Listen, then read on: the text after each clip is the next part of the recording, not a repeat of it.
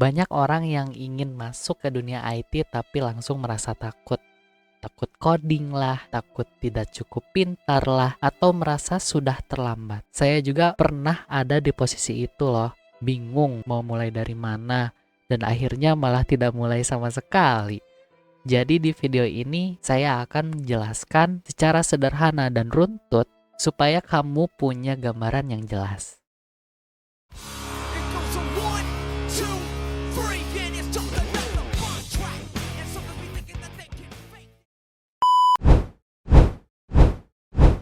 Pertama, kita harus jujur dulu. IT terlihat rumit karena kita hanya melihat hasil akhirnya.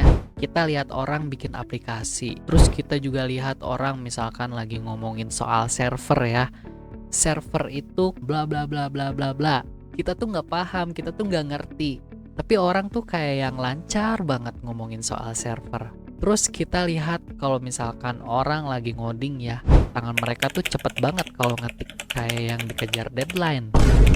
Tapi kita tidak melihat proses belajarnya sama sekali.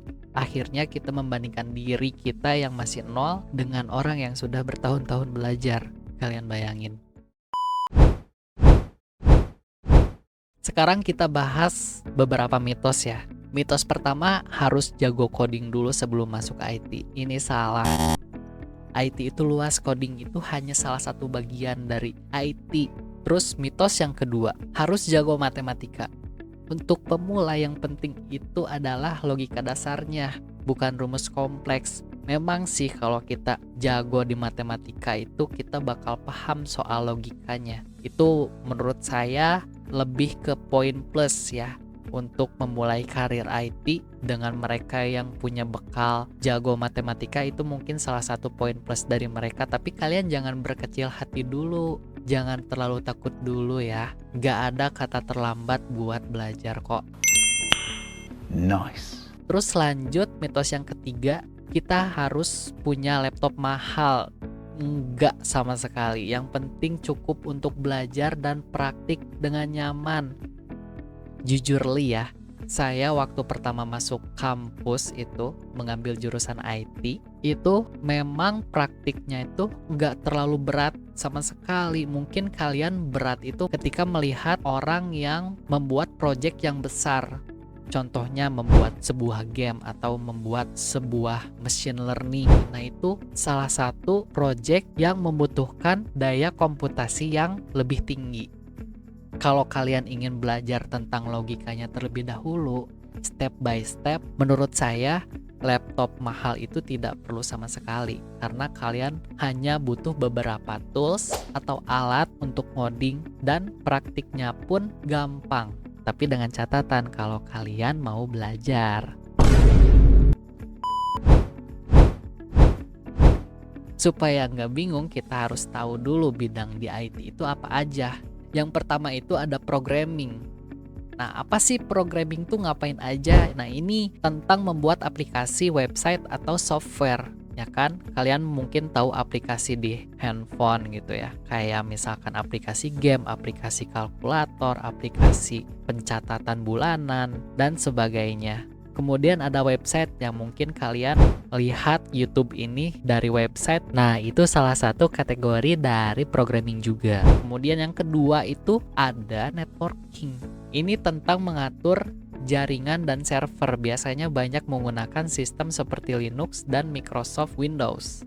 Nah, jujur ya, saya juga belum menguasai salah satu bidang IT ini karena memang sepertinya saya menjurus ke programming yang sebelumnya ya. Kemudian yang ketiga ada cyber security. Fokusnya pada keamanan sistem dan data. Kalian pernah lihat mungkin ya di film-film kayak hacker dan sebagainya. Nah, ini termasuk ke dalam kategori cyber security.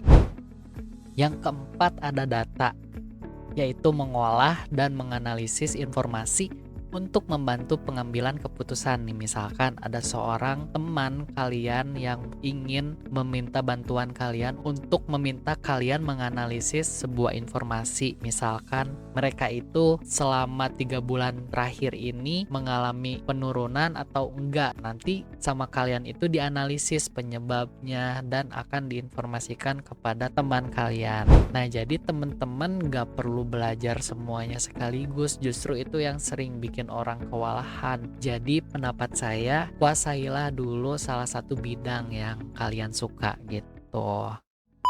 Terus mulai dari mana?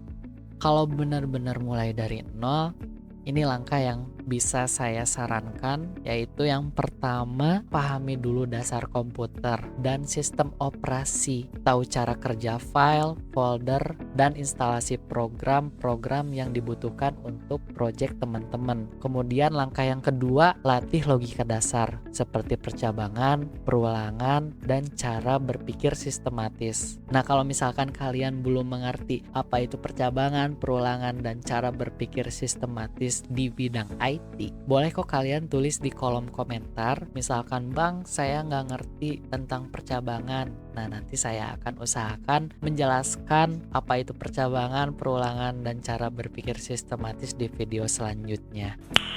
Nice. Oke, masuk ke langkah yang ketiga, pilih satu jalur dulu. Misalnya kalian ingin fokus di web development, atau kalian lebih tertarik di networking, atau kalian lebih tertarik di data, atau kalian lebih tertarik di cyber security.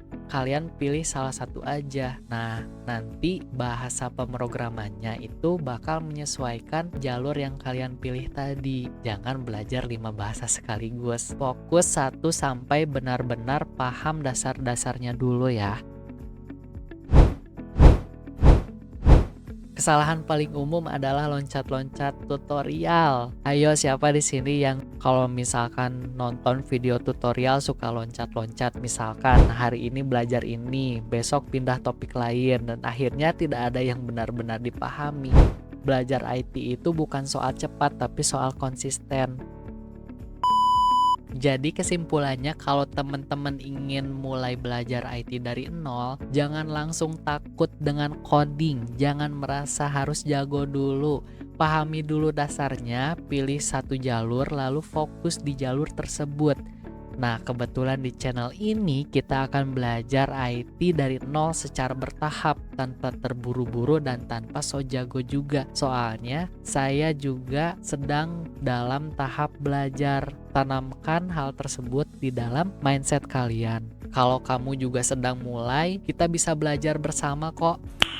Nice. Terima kasih sudah menonton dan sampai bertemu di video berikutnya. Jangan lupa like, share, dan subscribe, oke? Bye-bye.